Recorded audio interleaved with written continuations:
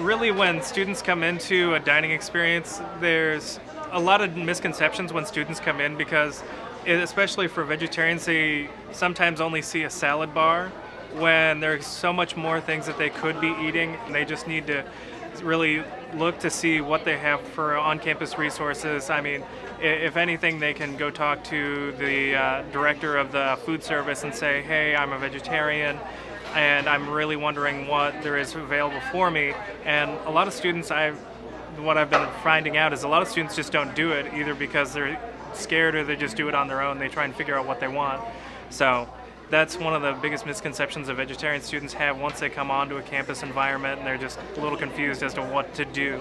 Interestingly for me, this is the first of many master's theses that have focused on food service, and particularly on a special category of students.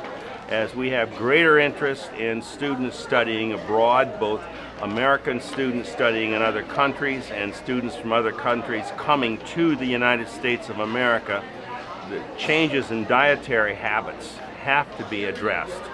One of the joys I have in our graduate program in student affairs is that we require the master's thesis. And to my knowledge, out of the 100 and some programs of master's programs in the United States, there are only 2 that require a master's thesis.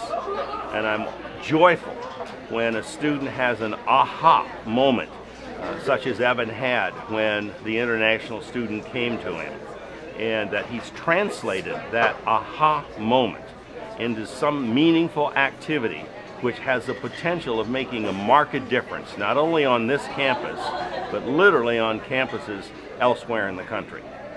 We are always looking for information that will enable us to feed the students better.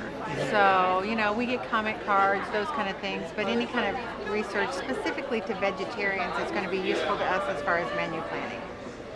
For me professionally, this has actually launched for me an investigation for not only myself but an entire new type of study, because when I was doing all of my research, I couldn't find any studies that have been directly on vegetarianism and higher education and how those two related.